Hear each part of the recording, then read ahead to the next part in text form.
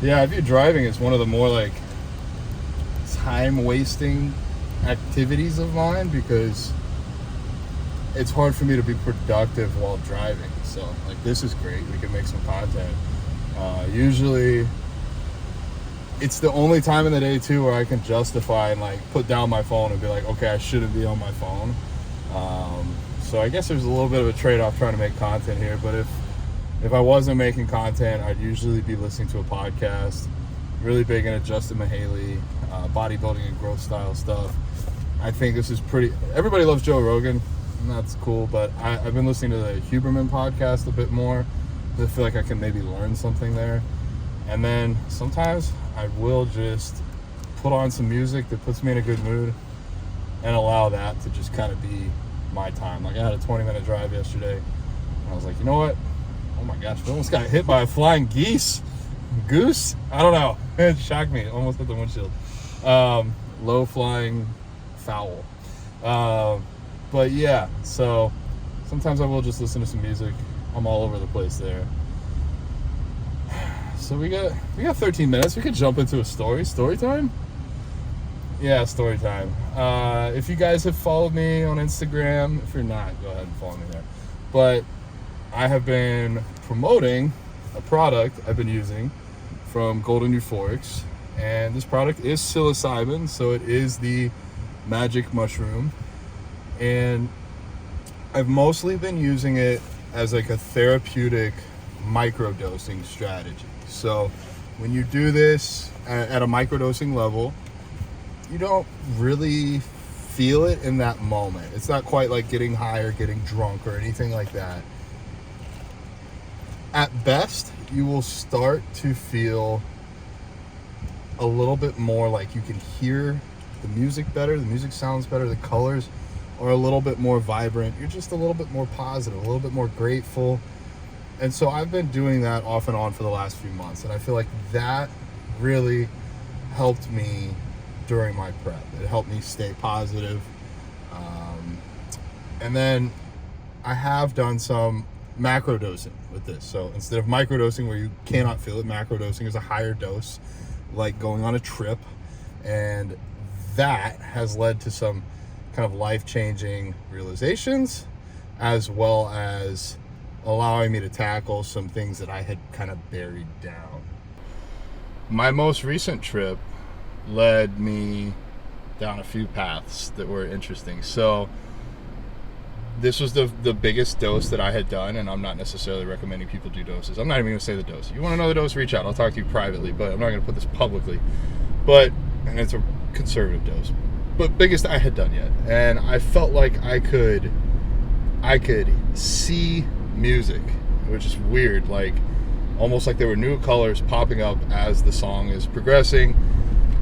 I had planned to watch some movies, but a part of me felt drawn to just like go outside at night, look up at the stars, and kind of contemplate everything. And I did. And I had this kind of overwhelming, it almost felt like the universe was like a weighted blanket on me, like pushing down, and almost like even like emotionally pulling me back down and like putting some weight on me, almost in a negative vibe, or maybe a really like introspective vibe, to where I started to question, does any of this matter? Does humanity matter? Does civilization matter? Is this all just like a constructed thing where it really doesn't matter? We're all just, at the end of the day, animals, just like any other animal on this planet, and we're not that big. We're not that important. Like, is my life that important? And by the end of this thought process, I kind of got to the point where I was like, well, none of this really matters. Like, we can spend our whole lives trying to build something, grow society, and then you're going to die anyways. And in the grand scheme of things, humans have only been here for a very, very short period of time. So I almost felt powerless and small. And it was really uneasy. It was an uneasy feeling. And I don't necessarily think that the thoughts I had were incorrect. I do think we are small. In the grand scheme of things, we are. But I had that thought that nothing matters. Even if I died right now, it doesn't really matter. It's not going to change anything. But then I realized, yeah, none of it matters unless it matters to you, unless it matters to the person next to you, unless it matters to somebody you care about. So at the end of the day, it can be, you look at the world one way, none of this matters, it all sucks, and then you're negative. Or you can say, well, none of it really matters, but I can enjoy it. I can enjoy the journey. I can try and be impactful to those around me and choose what matters. And so it again, this has happened before on, I think this was my third trip. It's happened before where I start to feel like, okay, what I'm here for, I need to be intentional with. My time is limited. What am I giving back? Who am I helping on their journey? And also specifically too, as the shirt says, vegan as fuck. How am I helping the animals? Because I'm vegan. If you don't already know, I'm vegan for the animals first, before health, before the planet, before any of that. I want to try and reduce suffering, promote kindness. So it kind of rehoned me into, I need to focus on what I can do for the animals while I'm still here. Because eventually humans are all going to be gone, I think, due to either their own fuck-ups or to just an asteroid hits and then another species lives. No species has lived through a mass extinction as the dominant species and then still been the dominant species. Anyways, I'm getting real like sciencey and whatnot. Back to the trip. I go back inside. I try and watch 2001: A Space Odyssey. So my dad's like one of his favorite movies that I never took the time to watch with him while he was still here. And it was too much for me at that time. It was a little too dark, a little too crazy for me to be at in that headspace. And being really open and honest here, that's what I'm going to be. And maybe putting out some public details that I hope are okay to be shared. I felt the urge to speak out to my ex. I had been in a relationship for a little over a year, and about 3 weeks from my bodybuilding show, I made the call that I needed to be single. I needed to focus on myself. I needed to take that step back, and I did. I broke up with her. I do believe it was the right call. I believe we were two good people that were pretty good together, but going on different paths. If nothing else, she wanted children and I didn't. But I did this 3 weeks from my show. I was still locked in. I was still bodybuilding vegan. I was still, client John, or well, I am a client, but Coach John, like where my world is so manicured and created for myself, I'm just going to keep plugging away at it.